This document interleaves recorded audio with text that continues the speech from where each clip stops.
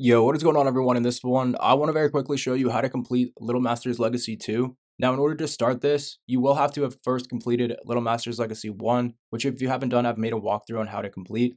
Now, this quest is very, very quick.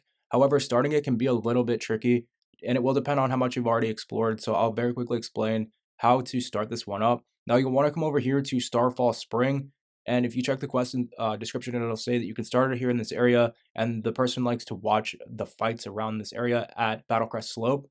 So what you'll notice is that as you explore around, like you have probably in other areas, there's these little camps of random enemies that are sometimes around.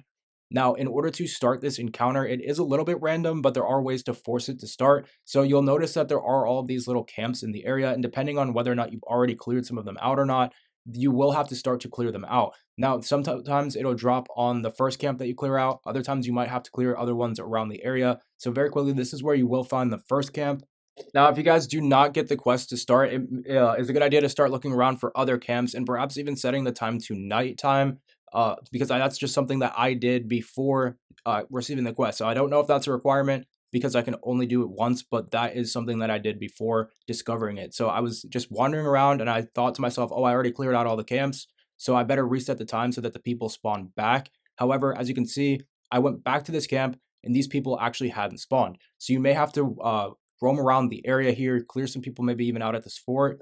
And then even on the right side of this fort, you'll find another one of these little camps here with the chest added. So these are the ones that you're supposed to clear in order to start it up. So as you can see now, after I cleared this camp, you don't even have to loot the chest or anything like that. You just have to clear the entire camp and you should receive the encounter. So I guess it just might depend on where this character decides to spawn and where he's watching from, whether or not the quest will start, or perhaps it might even need to be nighttime because a lot of these encounters do have weird prerequisites like that. So because I was only able to start it once, I was not able to confirm exactly how that works.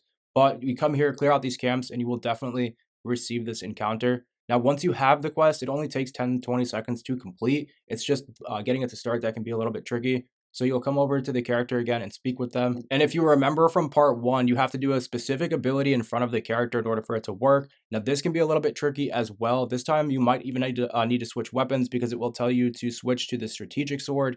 And then you also have to be standing in the very exact spot that it tells you to, otherwise it won't count. So as you can see, the markers right here, so this is where you need to stand. Now, for this to count this time, it tells you guys to do the inner track slash. Now, if you guys were a little confused as to where that's even coming from, if you come into your sword and you inspect these abilities, you can find the names of them. So as you can see, this one is literally called inner track slash. So that's the one that they're asking for. You'll pull out the strategic sword, stand in the spot, and then L2 and square, at least on PlayStation for me, is how I'll use the ability. Once you do this, you'll automatically complete the quest when speaking with them. So it's pretty easy. Hopefully this helps, and I will catch you in the next one.